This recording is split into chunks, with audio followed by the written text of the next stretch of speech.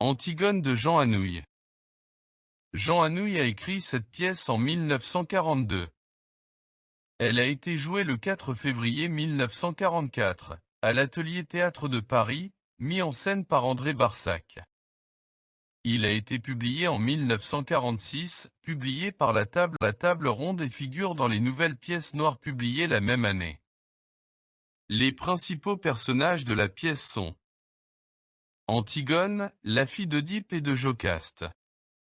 Elle est le personnage principal de la pièce et est connue pour sa détermination à enterrer son frère Polynice, malgré l'interdiction du roi Créon. Créon, le roi de Thèbes, est l'oncle d'Antigone. Il est également le personnage principal de la pièce et est connu pour son obstination à appliquer la loi et sa décision de condamner Antigone à mort pour avoir violé son édit. Ismène, la sœur d'Antigone, est la fille d'Œdipe et de Jocaste. Contrairement à Antigone, elle est réticente à enterrer leur frère Polynice, craignant les représailles de Créon. Aimon, le fils de Créon, est le fiancé d'Antigone. Il est pris entre l'amour qu'il porte à sa fiancée et le devoir qu'il a envers son père et sa patrie. Tirésia, un devin aveugle qui prédit la chute de Créon s'il ne change pas d'avis et ne permet pas l'enterrement de Polynice. Eurydice, la femme de Créon est la mère de Aimon. Elle n'apparaît pas beaucoup dans la pièce, mais son suicide est l'une des conséquences tragiques des décisions de Créon. Polynice, le frère d'Antigone et d'Ismène, qui a été tué dans une guerre fratricide contre son frère Éthéocle. Sa tentative de prendre le trône a été considérée comme un crime contre l'État, ce qui a conduit Créon à interdire son enterrement.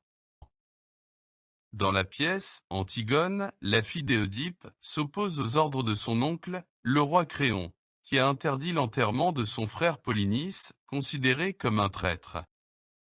Antigone décide de violer l'ordre de Créon en enterrant son frère, mais elle est finalement capturée et condamnée à mort.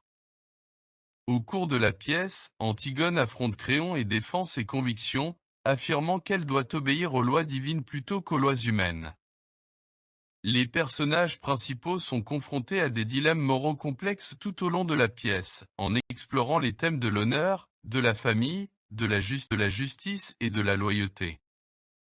La pièce se termine tragiquement, avec la mort d'Antigone, de Créon, et de sa propre femme et fils, qui se suicide en apprenant la mort d'Antigone.